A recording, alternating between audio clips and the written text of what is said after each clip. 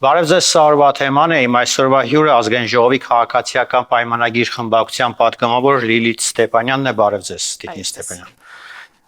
Տիկին Ստեփանյան, ավարտվեց ազգային ժողովի աշնանային նստաշրջանի առաջին քառորյան կամ երրորդյան, ինչով առանձնացավ հանրությունը նորից տեսավ թերևս իշխանություն, ընդդիմություն այդ միմյանց հանդեպ հնչեցնող մեղադրանքները, ինչ չեք կիսում միմյանց հետ արդեն 4 տարի։ Շնորհակալ եմ հրավերի համար, ինչպես դուք նշեցիք, ավարտվեց արդեն, բայց հնգօրյան, որովհետև սովորաբար արձակուրդներից հետո նստաշրջանները հերթական նիստերը սկսում են ոչ թե ինչպես ավանդաբար յուրաքանչյուր 3-շաբթի օրը, այլ այս անգամ սկսեց 2-շաբթի օրվանից եւ ձգվեց մինչեւ ուրբաթ օր, ինչով էին հիմնականում աչքի ընկնում այս նիստերը, քանի որ օգոստոսյան հայտնի համաձայնագրերի ստորագրումից հետո սա առաջին ստերեոտիպ ինստիտուցիոնալ հանդիպումներ մեր ընդդիմադիր գործընկերների հետ, ինչպես նաև կարծում եմ սրան սպասում էր հանրության միշտ զանգված, ես կառանձնացնեի քաղաքական հայտարարությունների ժամը, որոնք դարձյալ բավականին այսպես փոխադարձ մեղադրանքներով քաղաքական կսմիտներով լեցուն էին եւ հատկապես կառանձնացնեի կառավարության հետ հարց ու պատասխանի հատվածը, որտեղ կառավարության ներկայացուցիչները, մասնավորապես Հայաստանի Հանրապետության վարչապետը հնարավորություն ունեցավ բավականին հանգամանալից, բովանդակալից պատասխանել բոլոր այն չերևացող հարցերին, գուցե հայտնի եւս մեկ անգամ հանրությանը բացատրելու անհրաժեշտություն ունեցող հարցերին, բնականաբար եղան նաեւ ոլորտային հարցեր մեր այլ կառավարության այլ գործընկերների հետ եւ ինչպես արդեն տևական ժամանակ է պատիվ ունեմ խմբակցությունը բոյկոտում է եւ չի մասնակցում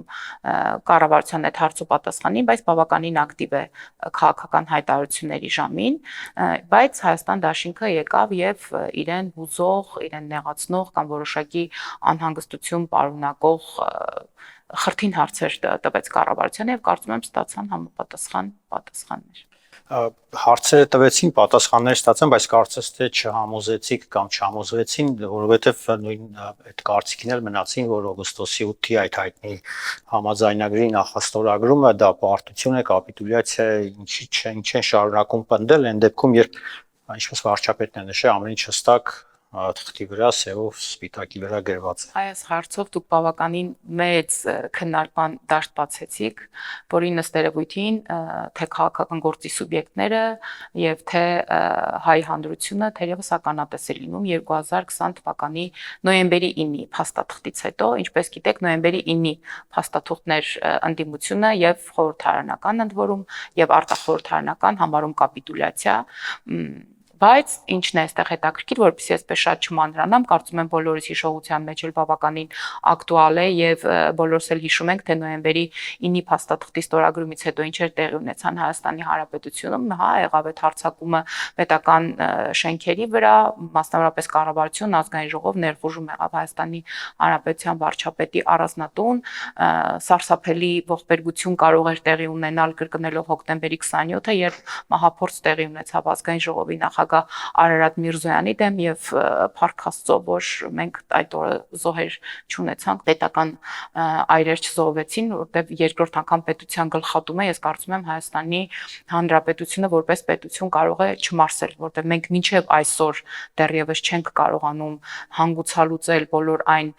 խնդիրները, որոնք դիալեկտիկ կապով հոկտեմբերի 27-ից հետո դեռևս արկա են Հայաստանի Հանրապետության առջև, ընդ որում թե ներքին մարտահրավերների առումով եմ ասում եւ թե արտաքին մարտահրավերների առումով եմ ասում, հետո ինչպես հիշում ենք տեղի ունեցան ձևավորվեցին բազմաթիվ շարժումներ, դրանք ունեցան տարբեր անվանումներ, հայրենիքի փրկության շարժում, չգիտեմ, ընդդիմության շարժում, առճակատման շարժում, հետո բավականին այսպես լաոին փորձեցին արթնացնել եւ միջև այլ էս զարթիր լաոյ խնդիրը կար, հետո ինչ որ հիմի նախաձեռնություն կա արթուն ենք, հետո զարթուն ենք, հետո թերևս վեր կենանք, չգիտեմ, այս մոտիվներով ես կարծում եմ հանրությունը բավականին վատ վերաբերմունք ունի, շատ վատ է արձագանքում այլևս սրանց, մասնավորապես բոլոր նրանք, ովքեր քաղաքական առումով շատ ավելի ակտիվ են, ըստ երևույթին հասկանում են սրա քաղաքական հետևանքները, քաղաքական պատճառները, դրդապատճառները, քաղաքական ուղերձները, որոշակի աշխարհաքաղաքական կենտրոններից եկող ազդակները, իսկ բոլոր նրանք, ովքեր քաղաքականապես ակտիվ չեն, պարզապես զբաղվում են իրենց ամենօրյա գործով, այդ խնդիրները, որոնք ուղեկցում էին, հա, մասնավորապես երբ որ փակվում են տարբեր փողոցներ, սա էլ հանրության մոտ մեկ այլ դժգոհություն է առաջացնում, ես կարծում եմ հանրությունը բավականին այսպես пассив դիրքից է արձագանքում, որը շատ վատ է ընդ որում, ես ուզում եմ անպայման նշել, որտեղ այսօրվա սոցհարցումներին, երբ որ մենք նայում ենք, մենք տեսնում ենք, որ բավականին ստվար հատված, դա մոտավորապես ընտրողների 60%-ն է կազմում, ինքը բավականին իներտ է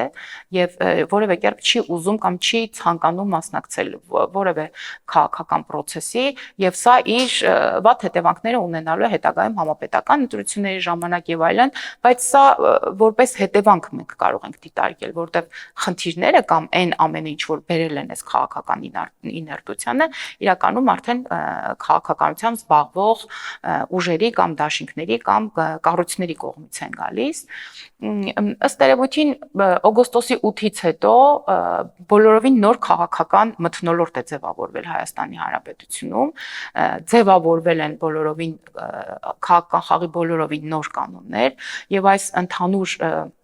համախումբը քաղաքական դաշտի տարբեր բաղադրիչներ, տարբեր որակներ, տարբեր նախադրյալներ, որոնք ձևավորում են այսօրվա օրը, շատ վատ միջավայր են ստեղծում ընդդիմադիրների համար, որոշ ընդդիմադիր շրջանակների համար, ինչու, որովհետև Հայաստանի Հանրապետության անկախացումից հետո բոլոր քաղաքական ուժերը, որոնք եղել են ակտիվ, որոնք հիմնականում զբաղեցրել են քաղաքական դաշտը, որոնք հիմնականում զբաղեցրել են քաղաքական բոլոր հնարավոր եւ անհնար պետական պաշտոնները, եղել են այս Ղարաբաղյան հիմնախնդրի, Լեռնային Ղարաբաղի հակամարտության, ծագման, դրա հնարավոր քաղաքական լուծումների առաջբերման, անընդհատ սահմանին էսկալացիաներ, անընդհատ խնդիրներ, տարբեր փուլային կամ փաթեթային փաթեթներ խնդիրը լուծելու համար եւ ահա ըստ երևույթին օգոստոսի 8-ը ինչ որ առումով հանգուցալուծում է, երբ երկու երկրներ, որոնք 30-35 տարի շարունակ հակամարտության մեջ են, տարբեր ակնհայտ եւ երևացող եւ չերևացող փաստորեն կորուստներ ունեն, կորուստներ են ունեցել փոխադարձաբար, եկել են հանգել են այն համոզման, որ թերևս բավ է եւ կարելի է ճանաչել միմյանց տարածքային ամբողջականությունը, հարգել միմյանց սուվերեն տարածքները եւ ձևավորել, փորձել առնվազն ձևավորել ոչ կոնֆլիկտային, ոչ էսկալացիոն, ոչ կոնֆրոնտացիոն հարաբերություններ եւ այստեղ է որ մեր ընդդիմադիր դաշտը փաստորեն անելիք չունի, փաստորեն քանդվել է, փլուզվել է, ավերակ է դարձել այն բնական միջավայրը, որտեղ նրանք կարող էին ապրել կամ, չգիտեմ, քաղաքական հայտ ներկայացնել կամ գուցե իրենց էլեկտորատին համոզել, որ այ իրենց կողմից առաջարկված քաղաքական ծրագիրը կամ որևէ խնդրի համար այս լուծումը շատ ավելի ընդունելի է, քան օրինակ իշխանությունների բերածը կամ ոչ խորհրդային ընդդիմության կողմից առաջ բերած որևէ փաստարկներ, սա է հիմնականում խնդիրը եւ հաշվի առնելով նաեւ որ Հայաստան դաշինքի հիմնական կորիզը կազմում են հայ հեղափոխական դաշնակցության ներկայացուցիչները, նրանք այսպես շատ անուղղակի լռեցրել են բոլոր այն պատգամավորներին, ովքեր չեն հարում կամ առնվազն կուսակցության անդամ չեն, եթե մի քիչ հետ գնանք 21 թվականի, երբ որ նոր էր ձևավորում արտահերթ խորհրդարանական ընտրություններից հետո ազգային ժողովը, այնտեղ կային պատգամավորներ, մասնավորապես Հայաստան դաշինքում, ովքեր ակտիվ էին, քննադատում էին իշխանություններին, կառավարության ծրագիրն էին քննադատում, այսպես մի փոքրիկ լուն ուխտ էին դարձնում, խաղում էին մարդկանց վախերի վրա, հույզերի վրա, տևական ժամանակ փորձում էին կապիտալացնել 44-օրյա պատերազմից հետո մեր զոհերի ընտանիքների վիշտը։ Հիմա այս բոլոր պատգամավորները պարզապես չկան, անգամ երբեմն ֆիզիկապես չկան, գալիս են գրանցվում են, որովհետեւ պահպանեն իրենց աշխատավարձը եւ հետո գնում են իրենց սենյակներում, չգիտեմ ինչով են զբաղվում, բայց ինչ որ մի բանով թերևս զբաղվում են եւ ըստ էության ասելիք չունեն այլևս։ Քոչարյանն է հեռանում դաշնակցությունից, թե դաշնակցությունն հեռանում Քոչարյանից, եթե Հայաստան դաշինքում նման պատկեր։ Ես կարծում եմ Քոչարյանը երբեք չի հեռանա դաշնակցությունից, դաշնակցությունն էլ երբեք չի հեռանա Քոչարյանից, որովհետեւ իրենք իրենց լրացնում են եւ փոխլրացնում են։ Ուղղակի կարծում եմ ժամանակն է, որ դաշնակցությունը որպես ազգային, ավանդական, հին կուսակցություն, ինչպես որ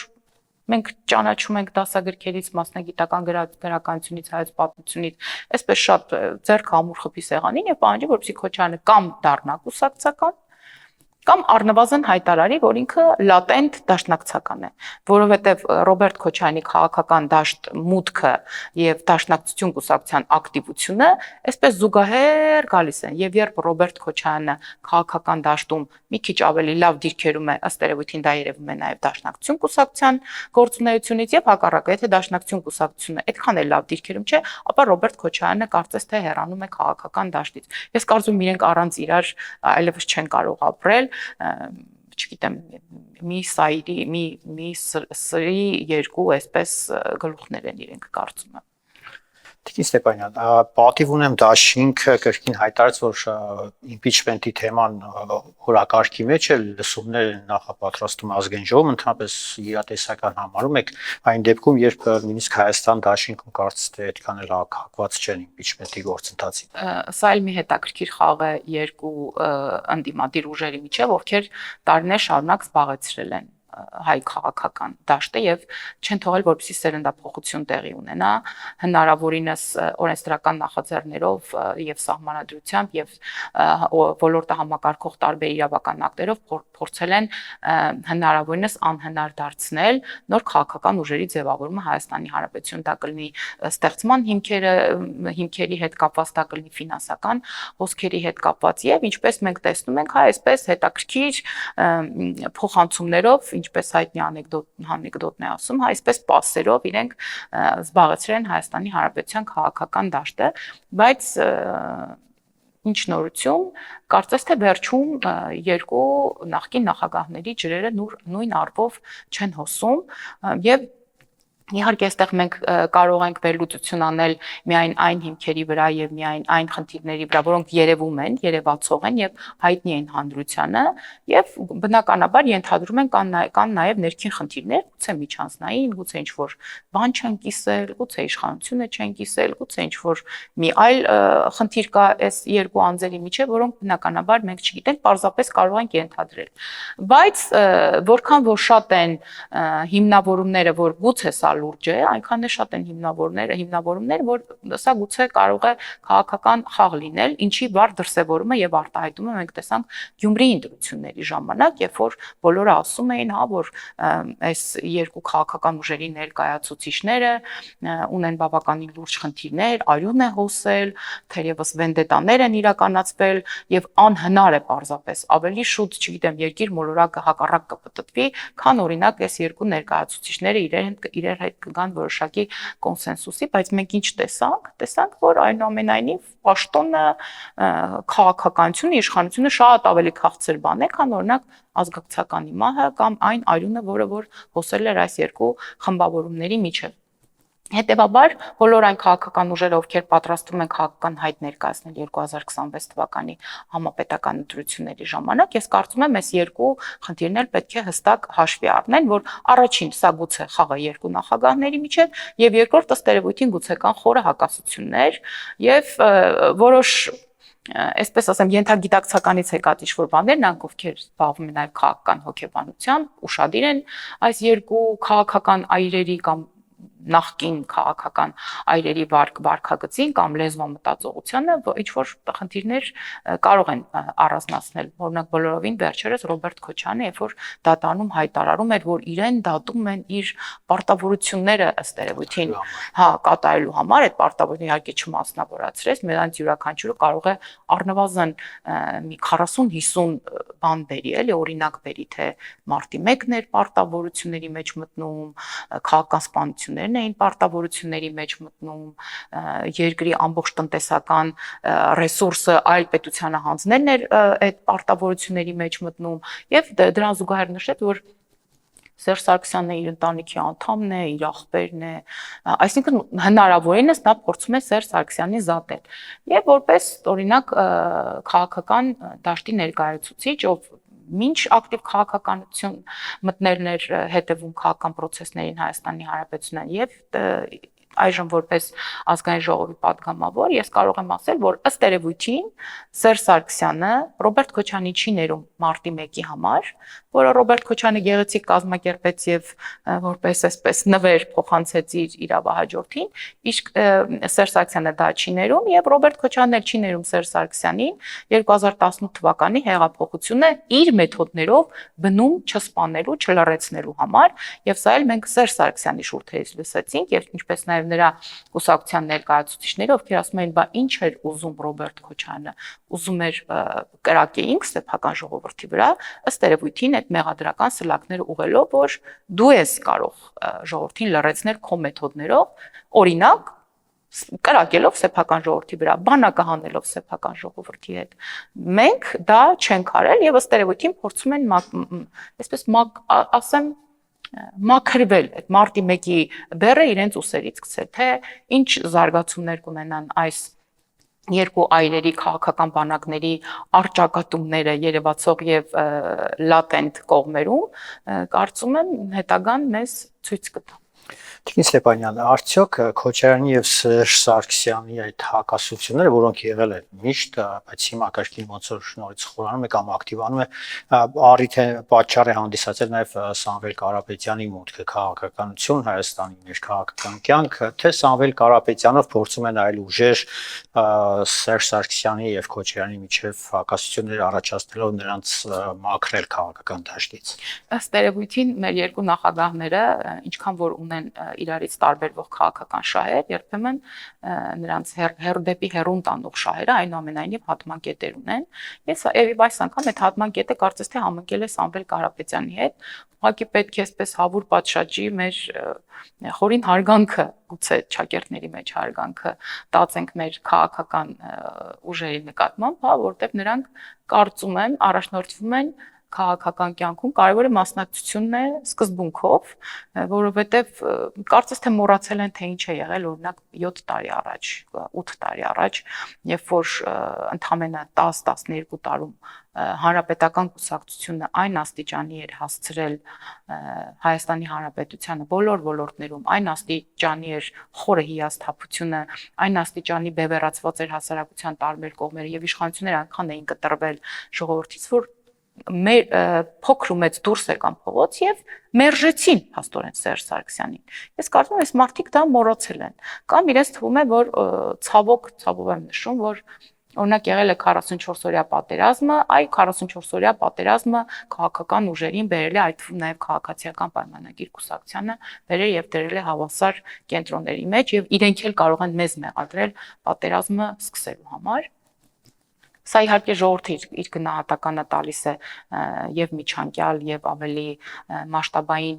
քաղաքական process-ների, թե մասնակցության, թե իր քվեն հաստատում է այս կամ այն դեպքում,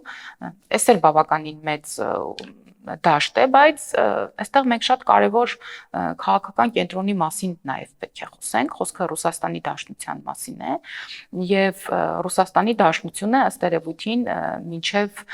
խորքը ընկղմելով ուկրաինական ճակատի մեջ Հայաստանի Հանրապետությունում, մասնավորապես Հարավային Կովկասում, թույլ տվեց մի շարք սխալներ, որը գուցե մեր համար էլ դարձավ ճակատագրական, բայց ոչ պակաս ճակատագրական դարձավ նաև Ռուսաստանի Դաշնության համար, որովհետև պահպանելով մեր գործընկերոջ հետ մի շարք հարաբերություններ, որոնք հատկապես այսպես դրսևորում են կամ հատկապես ամրագրված են տնտեսական տարբեր համագործակցությունների շրջանակներում, խոսքը ԵԱՏՄ-ի մասին է կամ 96-97 թվականներին Ռուսաստանի Դաշնության հետ Հայաստանի Հանրապետության դաշնագրերի մասին է, բայց մեզ մոտ իրավիճակ է փոխվում։ Հայաստանի Հանրապետությունը, իդեմս վարչապետ Նիկոլ Փաշինյանը, մեր քաղաքական առաջնորդի, տարբեր խնդիրներից հետո, գուցե շատ ծանր քննարկումներից հետո, գուցե շատ դժվար որոշումներից հետո, ի վերջո որդեգրել է արտաքին քաղաքականության մեջ բալանսավորված եւ բալանսավորման քաղաքականությունը, եւ այսպես ասած մենք չենք պատրաստում բոլոր ձվերը դնել մի զամբյուղի մեջ, ինչպես որ դա արել են օրինակ Ռոբերտ Քոչարյանը, ինչպես որ դա անում էր Սերժ Սարգսյանը։ Սերժ Սարգսյանը փորձեց ինչ-որ բաներ անել, բայց բոլորս հիշում ենք, թե ինչպես մի գիշերվա մեջ ըստ երևույթին որոշակի գուցե սպառնալիքների տակ, կարծում եմ կգա ժամանակը, հիմա այսպես կարծես մոդայիկ է, չէ՞, նաև որ հին պաշտոնյաները նստած այսպես անկեղծանում են, թե ինչ է եղել իրականում եւ ինչու է այս կամ այն որոշումը ընդունվել նրանց կողմից, որոնք այդքան էլ դրական էֆեկտներ չեն թողել Հայաստանի Հանրապետության համար։ Կարծում եմ խոսքը հիմնականում սրա մասին է եւ Ռուսաստանի Դաշնությունը շարունակելու է այստեղ ուղարկել Ռուսաստանի Դաշնությունում կայացած կամ Ռուսաստանի Դաշնությունում մեծ կապիտալ ունեցող տարբեր ներկայացուցիչների, Սամվել Կարապետյանը ոչ վերջինն է, ոչ առաջինն է, Արա Աբրամյանի վրա այսպես շեշտադրում անելը, ես կարծում եմ խոսում է Ռուսաստանի Դաշնությունում տիրող իրավիճակի մասին, որ ըստ երևույթին ոչ սթափ կամ ոչ adekvat են գնահատում Հայաստանի Հանրապետությունում տեղի ունեցող process-ները եւ մի քիչ ավելի արժևորում են Արա Աբրահամյանին։ Ես կարծում եմ Արա Աբրահամյանին համար լավ դնի, որ ինչ որ մասնագետ վարձեն, որ այդ մարդը վերջապես գոնե մի լեզվով կարողանա խոսել, որտեղ ես որքան որ փորձում եմ իրեն լսել, ինչ որ մեռած լեզուներով է խոսում, որոնք հայտնի չեն ըստ երևույթ։ Այսօրվա ապրող մարդիկ չեն տիրապետում այդ լեզուներին եւ եթե մարդու հետ շփվում ես խոսքերի միջոցով եւ չես հասկանում նրան, հետեւաբար շատ դժվար կլինի համակերպել նրա այս կամ այն խոսքի հետ կամ չհամակերպել, որտեվ հոդաբաշխ նախադասություն այդ մարդը ասել չի կարողանում։ Ես կարծում եմ շատ վատ ընտրություններ եւ շատ վատ այսպես կներեք այս բառի համար շատ վատ ստավկա էր Արա Աբրահամյանի վրա արված։ Սամվել Կարապետյանը հերթական փորձն է լինելու, ես վստահաբար ձեզ նշում եմ, որ էլի մարդիկ են գալու Ռուսաստանում, որ այսպես փաստորեն նրանք ամբողջ կյանքում քնել եւ արթնացել են Հայաստանի Հանրապետությանը հայ ժողովրդին օգնելու մարմաճով, բայց ինչ որ բաներ, չգիտեմ, հավանաբար ինքնաթիռի տոմս չի եղել կամ չի եղել չվերթ դեպի Հայաստան եւ իրենց այդ բարեգործական ծրագրերը կամ իրենց այդ բարի խոսքը մի քիչ չեն կարողացել հասցնել հայ հանրությանը։ Սամվել Կարապետյանը հերթականն է։ Սամվել Կարապետյանի հետ կապված նա չի կարող դառնալ քաղաքական ֆիգուր։ Մի մարդ, ով հայտնի բիզնեսմեն է, մենք գիտենք, որ բիզնեսմենների հայրենիքը սովորաբար այնտեղ է, որտեղ որ ձևավորվում է իր կապիտալը։ Նրանց հայրենիքը սկսում եւ ավարտվում է այնտեղ, որտեղ որ հոսում են իրենց դրամական միջոցները։ Սամվել Կարապետյանը չի եղել, չի կարող եւ չի կարող դառնալ քաղաքական ֆիգուր Հայաստանի Հանրապետության քաղաքական դաշտում։ Եվ եթե անգամ նա ուներ մեծ ռեսուրսներ, ապա ես կարծում եմ կային բոլոր հնարավորությունները, որ նա իր ինքնաիրացումը այս ոլորտներում իրականացնել։ Ինչ վերաբերում է հետագային նրա բանտային, ինչ որ հետաքրքիր ժանր է ձևավորվել, հա, այդպես բանտից բոլորը ինչ որ ուղերձներ են հղում ժողովրդին, այդ ժողովրդին ձեր ուղերձները ավելի շուտ հղեիք, մասնավորապես Հեցի տնօրենն եք, մասնավորապես Հրազդան ջեկի տնօրենն եք, մասնավորապես Տաշիր գրուպ ունեիք, դուք կարող եք անսահման մեծ բարեգործություններ անել Հայաստանի Հանրապետությունում։ Հիմա երբ որ արդեն որոշակի փոփոխություններ են տեղի ունեցել Հեցում, այնտեղ ես նաև ուզում եմ այսպես ակնարկով ասել, որ սպասեք այնտեղից որոշակի նորությունների, երբ արդեն մամուլում զետեղվել են մի շարք լուրեր, որ փաստորեն Հեցում Սամվել Կարապետյանի ախպերությունը եւ սեղանի եւ ընկերների եւ գործընկերների, չգիտեմ, դա ըստ երևույթին Սամվել Կարապետյանը կասի, փաստորեն գրավել են շատ արտոնյալ դիրք եւ Հայաստանի Հանրապետության քաղաքացիները վճարել են ոչ միայն իրենց սպառած էլեկտրաէներգիայի համար, այլ նաև սպառել են Սամվել Կարապետյանի մոտիկ շրջապատի որոշ ներկայացուցիչների համար, ովքեր գուցե իրենց համարել են սերուցք եւ համարել են, որ այո, իրենք պետք է սպառեն էլեկտրաէներգիա, բայց դրա փոխարեն ես վճարեմ, դրա փոխարեն դուք վճարեք, այնպես որ այս առումով էլ պետք է սպասել որոշակի նորությունների եւ շատ կուզեմ այստեղ լսել, թե Սամվել Կարապետյանի հետ կապված էլ ինչ բարեգործական ծրագրերի մասին կարող է խոսել։ Նրա որդին, նրա եղբոր որդին քաղաքական տհասություն, քաղաքական հոտառության բացակայության պայմաններով այնպիսի արտահայտություններ են անում, որ էլ ավելի վատ վիճակի մեջ են դրում իրենց, մասնավորապես հիշում են 12 հեծանիվի մասին։ Հարգելիս, նստի այդ 12 հեծանիվներից մեկը գնա մարզեր, ըստ երևույթին ես խիստ կասկածում եմ, որ նա երբևէ Հայաստանի Հանրապետության որևէ մարզ է գնացել կամ գյուղական համայնք։ Նա թել գնացեք, այնտեղ տեսեք ձեր հեծը ինչ փոփոխություններ է արել այդտեղ։ Կամ Սամվել Կարապետյանի որդին հայտարարում է, որ ինքը երբեք չի հպարտացել իր հորով, բայց այս երկու օրը շատ հպարտացել է։ Ես ուզում եմ հասկանամ, եթե այս մարդիկ այսպես են որոշել մտնել քաղաքական դաշտ, ես կարծում եմ ճիշտ ժամանակն է սխալի կեսից հետ դառնալ եւ ուղղակի լքել քաղաքական դաշտը եւ դաշտը թողել բոլոր նրանց, ովքեր տարբեր խնդիրների հետ կապված քաղաքական լուծումներ կարող են առաջարկել։ Ի վերջո ժողովուրդը արժանի է, որպեսզի ունենա լավ քաղաքական լիդերներ, լավ քաղաքական առաջնորդներ։ Իդեպ հիմա քաղաքական դաշտում իդեմս մեր կառավարության եւ ազգային ժողովի մեր ֆրակցիայի մենք նաեւ տարբեր օրենսդրական փոփոխություններով լայն հնարավորություններ ենք ստեղծել, որպեսզի նոր քաղաքական ուժեր ձևավորեն, նոր կուսակցություններ ձևավորվեն, եվրոպական արժեքներով նաեւ կուսակցություններ ձևավորեն, որովհետեւ այստեղ հիմնական պայքարը նա է թե ով ավելի բարձր կհայհոյի արևմուտքին, ըստ երևույթին դրա եւ Ռուսաստանի համակրելու միջև դնելով հավասարության նշան։ Տիկին Ստեփանյան, դուք նշեցիք, որ սոցհարցումները ցույց են տալիս, որ կեսից ավելին հանրության իներտ է քաղաքական գործընթացներին, առավել եւս լուրջ չի վերաբերում եւ չի համակրում ընդդիմությանը, սակայն երեք փոխարենը այդ ընդդիմության հավաքներին մասնակցում են եկեղեցականները, ինչը փաստեց նաև երեք Հովանավանքի հոգևոր հովիվը Տեր Արամը նա նշեց, որ իրենց ստիպել են վերադասները մասնակցել ընդդիմադիր հավաքներին, ինչ է տեղի ունենում, որքանով են հավաստի այս տեղեկությունները ձեզ եւ ընդհանրապես արդյոք Փաշինյանը վերջապես կգնա կաթողիկոսի հեռացման ճանապարհով։ Սկսեմ ձեր հարցի վերջից պատասխանել, կառավարության հարցու պատասխանի ժամանակ իմ գործընկերներից մեկը խոսեց այս մասին, որ Տեր Արամը, Հովանավանքի Տեր հայրը որոշակի հալածակների, սպառնալիքների է ենթարկվում վեհափառի կողմից եւ վարչապետը իր աջակցությունը հայտնեց այս առումով, ես ասում եմ, որ մենք բոլորս ենք կիսում այս աջակցությունը, ոչ թե նրա համար, որ վեհափառը խնդիրներ է ստեղծում այլ քահանաների համար, այլ առհասարակ այդ բուրգը, այդ համակարգը, որը առաջնորդվում է քրիստոնեական ուսմունքներով, պարզապես իրավունք չունի սպառնալիքների լեզվով խոսել որևէ մեկի հետ, որովհետև դա ինչքան գիտեմ, ավազակավորչ չի։ Ես գիտեմ, որ այնտեղ են, հա, այսպես հարաբերությունները ուղղաձիգ։ Իմ կարծիքով վեհափառը եւ մյուս քահանաները առաջնորդվելով քրիստոնեական ուսմունքներով պետք է հնարավորինս հորիզոնական համագործակցություն եւ իրավահարաբերություններ ունենան, այդ չգիտեմ, իրավահարաբերություններ բառը այս դեպքում որքանով է ճիշտ օգտագործել, բայց գալով այստեղ մի ուրիշ խնդրի, իհարկե էլի շերտեր են բացվում, ես վստահ եմ, որ Տեր Արամը երկրորդն էր ըստ երևույթին, որ համարձակվեց խոսել, որ այստեղ էլ կան շատ խնդիրներ եւ որ հոգեվորականների մի ստվար զանգված ավելի շատ քաղաքական գործունեությամբ է զբաղվում, քան օրինակ հոգեվոր ծառայություններ է մատուցում իր հոգեվոր հոտին, բայց ես հասկանում եմ, որ ինֆորմացիոն այս արագաշարժ հոսքերի ընթացքում շատ դժվար է հիշել օրինակ ինչ ա եղել 1 տարի առաջ կամ 2 տարի առաջ, բայց այնուամենայնիվ եկեք միասին հիշենք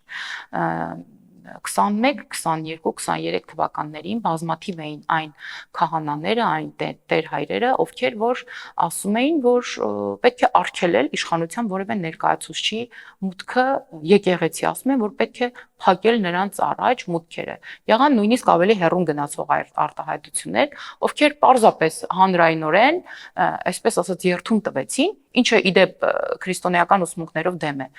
Երթվեցին, որ իշխանական ներկայացուցչի որևէ հոգևոր ծառայություն չեն մատուցելու, դա կլինի հարսանիք, դա կլինի մկրտություն, դա կլինի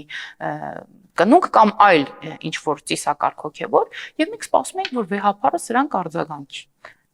Փաստորեն վեհափառի կողմից որևէ արձագանք չեղավ, ինչը նշանակում էր, որ այս մարդը գուցե լռելյան, գուցե ոչ լռելյան, աջակցում էր եւ նույնիսկ հրախոսում էր այսպիսի վարքագիծը։ Սրանով մենք հասկացանք, որ հոգեվորականության մեջ կան մարդիկ, ովքեր ում կարելի է համարել քաղաքական սուբյեկտներ, ովքեր առաջ են տանում այս կամ այն կուսակցության քաղաքական ձևակերպումները։ Սա արդեն ինքն իրենով խնդիր է։ Սա արդեն ինքն իրենով խնդիր է, բայց ինձ համար այս ամենի, այսպես գլխապին դա ասեմ, ժողովրդի լեզվով ասած, եղավ այն, որ նախկին պաշտոնյաներից մեկը հարցազրույցի ժամանակ ասաց, որ մոտեցել են 44-օրյա պատերազմից հետո վեհապարին ընդունելություն են խնդրել, գնացել են նրա մոտ եւ խնդրել են, որպեսզի նա էլ իր հնարավորությունները, իր դերը, իր կոչումը ծառայեցնի այն բանին, օգնի իշխանություններին, այդ խոսքը մեր մասին է, օգնի իշխանություններին, նաև հոգևոր ոլորտում, նաև Ռուսաստանի Դաշնության հոգևոր հոտի հետ կամ հոգևոր հովապետի հետ աջակցելով աշխատելով օգնեն, որպեսզի մենք կարողանանք Բաքվից հետ բերել մեր գերիներին։ Եվ ինչ եք կարծում, վեհապարը ինչ է պատասխանել լինելով Հայաստանի Հանրապետության կաթողիկոսը, ամենայն հայոց կաթողիկոսը, մարդը պատասխանել է, որ այս իշխանությունների համար ինքը ոչինչ չի անում։ Ավելի սարսափելի նախադասություն ես վերջին մի տարում չեմ հիշում։ Ամենայն անկեղծությամբ եմ ասում։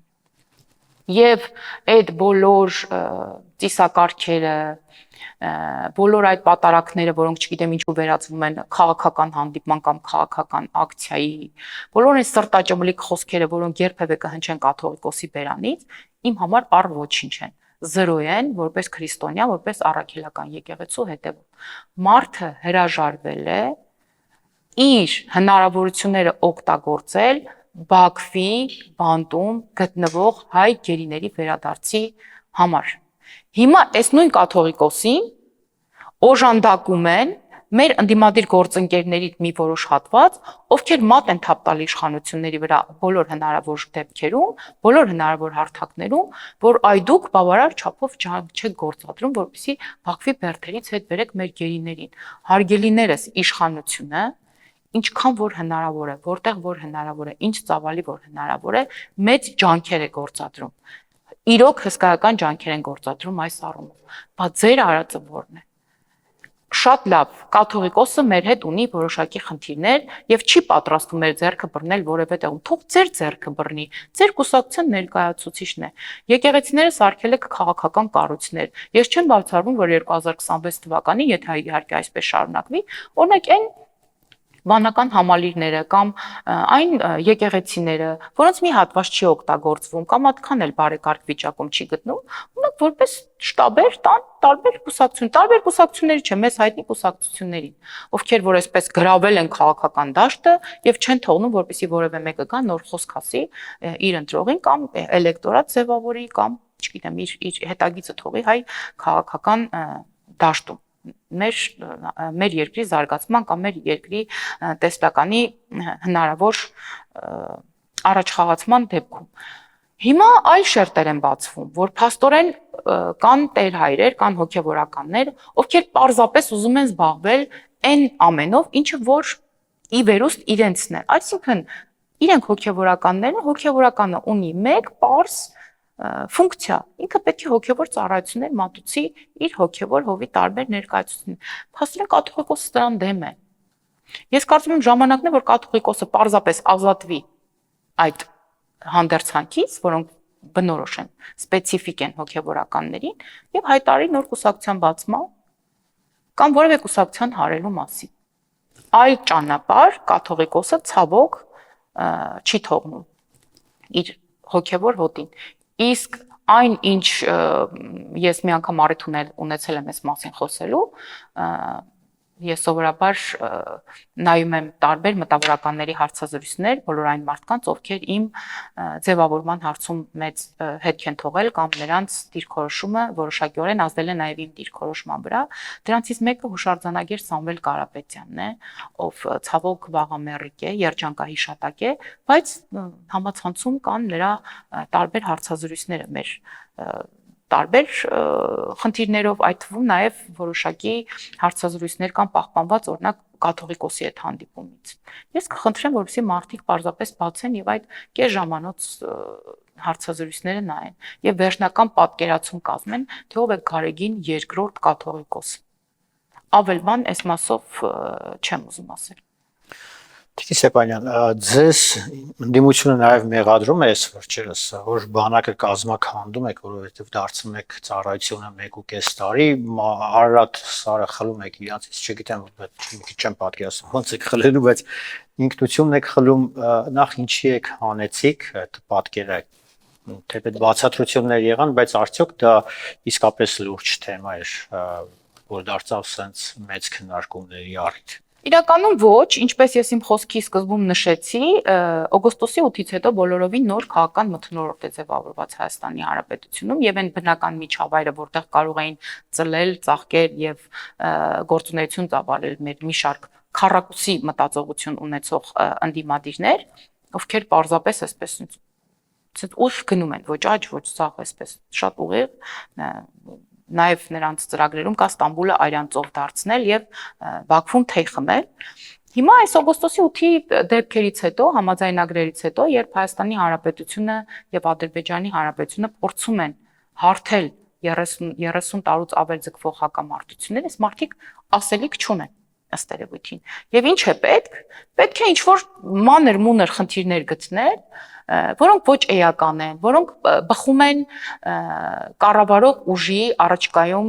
ընտրությունների ժամանակ ներկայացվող ծրագրից, այն է իրական Հայաստանի գաղափարախոսությունը։ Պետք է օրինակ պետական քաղաքականությունից, պետական քաղաքականության ներքո գտնվող տարբեր կարգավորվող ոլորտներից ինչ-որ առանձին դրվագներ հանել ու բոլորի ուշադրությունը այսպես հրավիրել դրանց վրա։ Կառանձնացնեմ նաև ծիծեռնակաբերդի հետ կապված էս։ Բա ինչի՞ չեն։ Այո, շղթայի մի մաս է կազմում։ Ինչի՞ էլ չեն խոսում ծիծեռնակաբերդի մասին։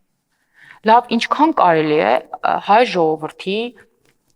սրբությունների, այն խնդիրների մասին, որոնք աներկա են, որոնք մեր գենետիկ կոդն են, որոնք մեր ինքնության բանաձևն են, որոնք համակարգչային լեզվով ասած մեր ֆայլերից մեկն են։ Եթե դու հայ ես, էթնիկ հայ ես, քո մեջ արդեն կան այս կոդերը, այս իդենտիֆիկացիան, այս բանաձև, այս ֆայլերը դրած։ Ինչքան կարելի է խաղալ այդ հույզերի վրա։ Առհասարակ չկողմնորոշված է մեր ընդդիմությունը։ Անկեղծ եմ ասում, ես երկար հետևել եմ, երկար նայել եմ իրենց վարքագծին, տեսեք, միևնույն քաղաքական գործիչը, միևնույն պատգամավորը, բոլորովին այլ խոսույթ է ունենում, երբ օրինակ գալիս է ազգային ժողով, եւ բոլորովին այլ խոսույթով հանդես է գալի, երբ որ գնում են մի հատ ինչ-որ ընդդիմադիր իրեն լրատվական հորջորջող ինչ-որ մի հարթակ։ Ուրեմն ընդդիմությունը միևնույն խնդրին բոլորովին այլ կերպ է արձագանքում։ Եթե հիշում եք 44-օրյա պատերազմից հետո մենք մի անգամ մեծ խմբով գերիների, մի քանի անգամ մեծ խմբով գերիների վերադարձ ունեցանք եւ մեր գերիներին այսպես դհոր զուռնայով ահ ու հացով մեծ ուրախությամբ դիմավորում ենք։ Ինչ էին ասում այդ նույն ընդդիմադիրները։ Ասում են ինչպես կարելի է հերոսացնել զենքը դավադրաբար թշնամու արչև դրած եւ գերի հանձնված։ Դուք սխալ եք անում, դուք սրանով աղավաղում եք մեր ընկած տղաների, մեր հերոսների հիշատակը։ Հետո եղան դեպքեր, երբ իրոք այդտեղ խնդիրներ կային, ես հիմա իրավական դաշտ չմտնեմ, որ որոշ գերիներ, ովքեր վերադարձել են, այնուամենայնիվ քրեական գործեր հարուցվեցին, որտեղ ինչ-որ վիդեոներից, այնտեղ նկարներից կամ առհասարակ ինչ-որ խնդիրներ էին նկատել իրավապահ համակարգի կամ հատուկ ծառայությունների ներկայացուցիչներ։ Ընդդիմությունը հիմա այլ կերպ ասում է, ինչ կամ գնացել են Բաքվի բերդում են նստել, չեն հիմա այնտեղից եկել են Նիկոլ Փաշինյանը տանում են նստացնում է հայկական բերդում։ Ինչ տարբերություն մեր գերիները որտեղ էին նստած։ Կամ մենք Նիկոլ Փաշինյանը հայտարարում է, որ նոյեմբերի 9-ի փաստաթուղթը պետք էր ստորագրել, որովհետև անհրաժեշտություն կար այսքան թվով զինվորների կյանքը փրկել։ Մեզ ասում են ինչու կանգնեցրեցիք պատերազմը։ Հետո երբ որ խոսում ենք հնարավոր այլ զարգացումների մասին, ասում են ինչու թույլ տվեցիք, որպեսզի սկսվեր պատերազմը։ Չկողմնորոշված հանրույթ, իրենք իրենցից գլուխ չեն հանում, բայց ուզում են, որ մենք իրենցից գլուխ հանենք, բայց մենք մեր գործով ենք զբաղված եւ չենք գնալու այս ճանապարհով։ Ինչ վերաբերում է Արարատին, Արարատը հայկական լեռն աշխարհի ամենաբարձր գագաթն է, որը ցավոք չի գտնվում Հայաստանի Հանրապետությունում։ Արարատը մեր ինքնության մի մասն է։ Մեզանից յուրաքանչյուրը անգամ երբ բնակարան է ուզում գնել, Երևանում կամ որևէ այլ մարզում, անպայման ուզում է, որպեսզի պատուհանները բացվեն դեպի Արարատ։ Հիմա որ ասում են, այս իշխանությունները ուզում են մեզանից խլել Արարատ սարը, ուզում են տեխնիկապես բացատրեն։ Ոնց։ Ասենք ինչպես պետք է դա արվի։ Պետք է լեռնաշխարհը զրոյացնենք, պետք է Արարատ սարի ուզում եմ հասկանամ ոնց են դա պատկերացնում, որ իշխանությունները անել են։ Ուրեմն Հայաստանի Հանրապետության ոչ մի իշխանություն, ոչ մի իշխանավոր չի կարող օրինակ աշխարհագրական տերմինների բարձրությունը կամ, չգիտեմ, երկարությունը կամ իր գտնվելու դիրքը փոխել, դա անհնար է։ Բայց փոխարենը կա պետական քաղաքականություն։ Տեսեք, Իմ գործընկեր Ռուբեն Ռուբինյանը այս մասին 2-3 օր է տարբեր ընդարձակ հարցազրույցներ է տալի, նրանք ովքեր ավելի մանրամասն ուզում են իմանալ կամ ծանոթանալ այս խնդրին, խնդրեմ կարող են պարոն Ռուբինյանի հարցազրույցները նայել, բայց տեսեք, մեզանից յուրաքանչյուրի կյանքի ընթացքում ինչ որ միտեղ գնացել է։ Այլ երկիր է անցել, չգիտեմ, սահմանային անցակետով է հատել տվյալ երկրի սահմանը կամ գուցե ինքնաթիռով է գնացել կամ, չգիտեմ, նավով է գնացել, ես չգիտեմ, ինչ-որ մի բանով գնացել է։ Ստացվել է այնպես, որ աշխարհի բոլոր պետությունները ունեն ինչ-որ սիմվոլներ։ Ունեք, երբ որ մենք գնում ենք Վրաստան, եւ Վրաստանի անցակետը հատելիս որոշակի կնիք է դրվում մեր անձնագրում։ Այնտեղ Կազբեկի նկար կա։ Այն էլ այն դեպքում, երբ Կազբեկը իրենց սիմվոլն է, բայց նաեւ գտնվում է իրենց հանրապետության տարածքում։ Սա ավելորդ ես չգիտեմ ինչ է, սա գուցե ասում են պահանջ էր Թուրքիայի կամ Ադրբեջանի։ Թուրքիան երբեք որևէ անգամ, այդ թվում Ադրբեջանը գործ չունես խնդրի հետ, Թուրքիան երբեք ոչ մի անգամ նման պահանջ Հայաստանի Հանրապետության իշխանությունների առջև չի դրել, ոչ երեք, ոչ այսօր։ Գուցե վաղը դնի, չգիտեմ, բայց ես խոսում եմ երեկվա եւ այսօրվա մասին, երբ ես եղել եմ այս քաղաքական ուժի ներկայացուցիչ եւ տեղյակ եմ, ինչ որ չափով նաեւ մասնակցել եմ բոլոր քննարկումներին, բնականաբար տեղեկացրեց ենք մեր կամ ինչից։ Ինչպես երեք այնպես էլ այսօր մենք Թուրքիայի հետ շարունակում ենք առանց նախապայմանների քննարկումներ։ Հայաստանի Հանրապետությունը ունի հստակ պետական քաղաքականություն եւ եթե կնիքների վրա այնուամենայնիվ ելնելով մեր մի շարք քաղաքացիների կամ ընդդիմադիրների ճաշակներից կամ չգիտեմ նախասիրություններից, որ պիտի անպայման այդ կնիքի վրա բացի ամիս ամսաթվից, բացի ստորագրությունից պետք է նաեւ մի ուրիշ բան լինի, ապա դա պետք է լինի Հայաստանի Հանրապետությունում գտնվող որևէ տարածք, որևէ սիմվոլ, ես չգիտեմ, ինչ որ մի բան, որ գտնվում է Հայաստանի Հանրապետության տարածքում։ Շատ են խոսում, որ Արարատը դե բիբլիական լեռ է, բան ունի, քանի որ մենք առաջին ենք ընդունել քրիստոնեություն, ապա դա մեր ինքնության մի մասն է։ Ես լրիվ համաձայն եմ, որ Արարատ լեռը մեր ինքնության մի մասն է։ Ցավոք, ոչ մեր մեղքով ուղիղ հայ հեղափոխական դաշնակցության ջանքերի շնորհիվ Արարատ լեռը այսօր չի գտնվում Հայաստանի Հանրապետությունում։ Ես ուզում եմ հասկանալ, մարդ ինչ աստիճանի երեսպաշտ պետք է լինի, որ իր քաղաքական նախնիների ստորագրած համաձայնագրի արդյունքում Թուրքիայի կողմում մնացած Արարատ լեռան խնդիրը այսօր բերի եւ սլակները ուղի իշխող կուսակցության ներկայացուցիչների դեմ։ Հարգելիներս, Հայաստանի Հանրապետության կառավարությունը ունի հստակ պետական քաղաքականություն, ունի հստակ մշակված արտաքին քաղաքականություն եւ դրույթներ եւ 2026 թվականին Հայաստանի Հանրապետության քաղաքացիներին առաջարկելու է իր քաղաքական ծրագիրը իրական Հայաստանի գաղափարախոսության շրջանակներում։ Կընդունեն Հայաստանի Հանրապետության քաղաքացիները այս ծրագիրը, ՔՎ կտան, մենք մեծ սիրով կգանք եւ կշարունակենք մեր աշխատանքը։ Չեն ընդունի, ՔՎ չեն տա, կպայքարեն նրա համար, որպեսզի Արարատ լեռը որպես սիմվոլ այնուամենայնիվ լինի մեր կնիքների վրա, ոչ մի խնդիր թող գնան ընտրեն այն քաղաքական ուժերին, ովքեր որ սրա կողմնակիցն են եւ կարծում են, որ մեր բոլոր դժբախտությունների հիմքը այն է, որ մենք Արարատ լեռը հանել ենք կնիքների վրայից եւ բոլոր դժբախտությունները կվերանան, եթե Արարատ լեռը հետ գնա եւ կնիքների վրա մնա։ Մենք խոսում ենք Թուրքիայի հետ հարաբերությունների կարգավորման համար, լավ, ինչքան կարելի է չմտածված կամ նեղ կուսակցական, հատվածական, ինչ որ սեգմենտի դուր գալու համար ինչ որ բաներ ասել։ Ինչքան կարելի է մի տարի, 2 տարի, 10 տարի, 15 տարի։ Ի վերջո բոլորիս հիշողության մեջ բավականին վառ է Ռոբերտ Քոչարյանի նամակը, որը գրվել էր Էրդողանին Թուրքիայի հետ հարաբերությունների կարգավորման համար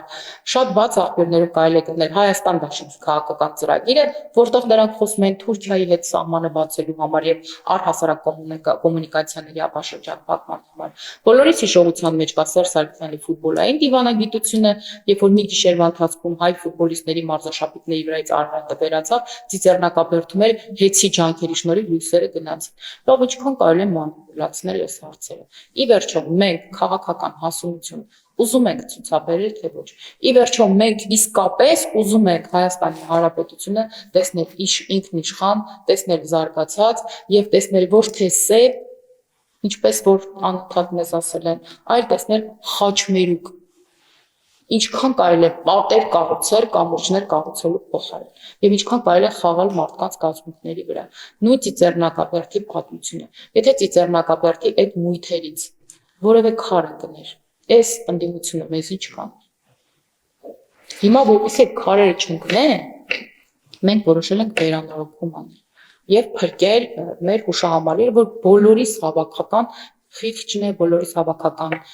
ժառանգությունն է, բոլորիս հավաքական պատմությունն է եւ չկա մի ընտանիք, որ իր սեփական պատմությունը չունենա